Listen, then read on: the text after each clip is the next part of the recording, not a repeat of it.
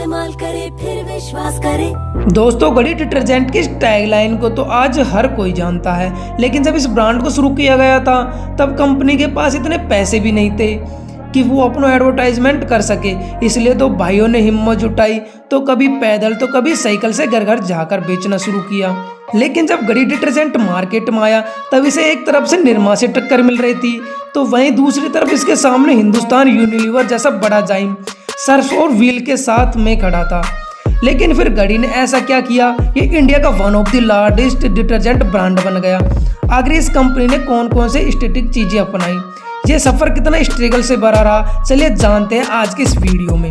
तो दोस्तों, अगर हम डिटर्जेंट के स्तर पर नजर डालें तो ग्लोबल लेवल पर इसकी शुरुआत वर्ल्ड वार 2 के समय में हो गई थी, लेकिन तब ये इंडिया की फौज से काफ़ी दूर था। लेकिन फिर आज़ादी के 10 साल बाद यानी 1957 में स्वास्तिक नील्स नाम की एक कंपनी ने सिंथेटिक डिटर्जेंट बनाना शुरू किया गया और इस तरह से भारत में इसकी शुरुआत हो गई थी। लेकिन अब ये बहुत ही कम घरों में जगह बना पाया था। हालांकि 1959 में जब हिंदुस्तान यूनिलीवर ने इंडिया में अपना फेमस सर्फ एक्सेल लॉन्च किया, जब इसे बहुत तेजी से एडवर्टाइजमेंट किया गया, जिसके चलते लोगों के बीच में डिटर्जेंट पाउडर काफ़ी तेजी से पॉपुलर होने लगा। लेकिन हाँ, अभी तक इंडिया की ज़्यादातर जनसंख्या गरीब थी।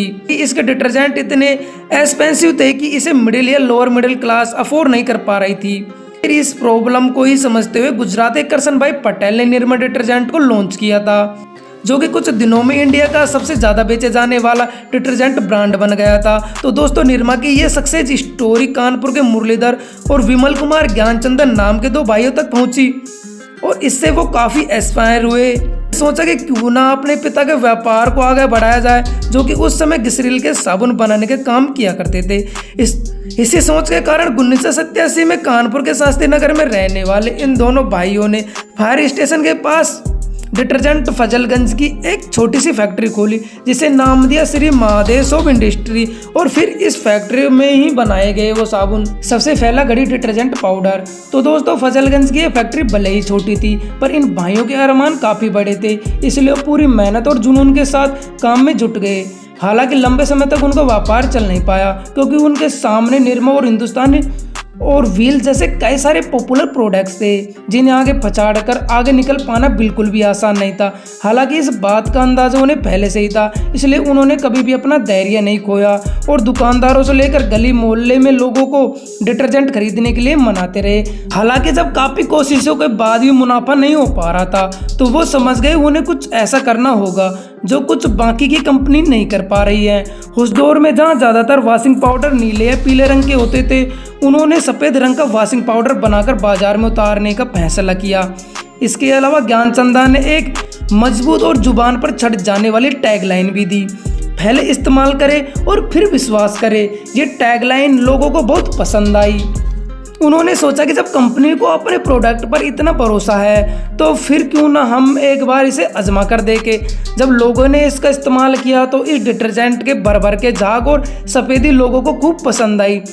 अब कंज्यूमर्स का भरोसा इस प्रोडक्ट पर बढ़ने लगा और धीरे धीरे कानपुर समेत आसपास के इलाकों में भी घड़ी का वॉशिंग पाउडर और केक पॉपुलर होने लगा।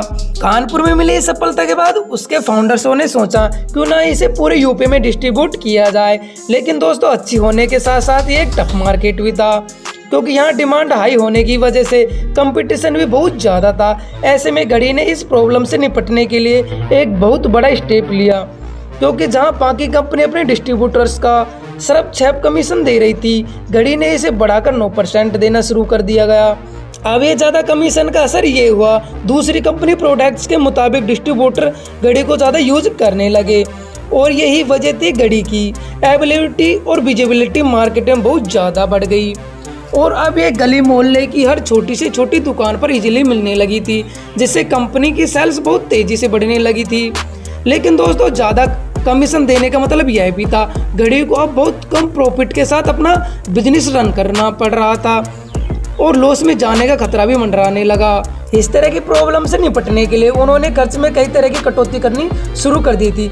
जैसे कंपनी ने ट्रांसपोर्टेशन कॉस्ट को कम करने के लिए हर 200 से 300 किलोमीटर की दूरी पर एक छोटी यूनिट और फिट डिपो बनाना शुरू कर दिया, जिससे न सिर्फ ट्रांसपोर्टेशन का खर्चा कम हुआ, बल्कि लोगों को प्रोडक्ट्स पहले के मुताबिक और भी जल्दी पहुंचने लगा। इसी तरह से कई सालों में यूपी के अंदर घड़ी डिटर्जेंट सबसे ज़्यादा बेचे जाने वाला ब्रांड बन गया और फिर इस कामयाबी ने कंपनी के आसपास के राज्यों में एंटर करने का मोटिवेट किया, जिसके बाद बिहार, मध्य प्रदेश और यूपी से सटे कई राज्यों में घड़ी को बेचना शुरू किया गया। अब दोस्तों यूपी की वजह से मार्केट का पूरा आइडिया तो घड़ी को डिटर्जेंट को लग ही गया था, इसलिए धीरे धीरे दिल्ली और मुंबई जैसे बड़े शहरों में भी पैर पसारना शुरू कर दिया गया और फिर घड़ी ने 2002 तक 500 करोड़ रुपए की सेल्स अचीव कर लिया था, जो कि कंपनी के लिए बहुत बड़ी कामयाबी थी।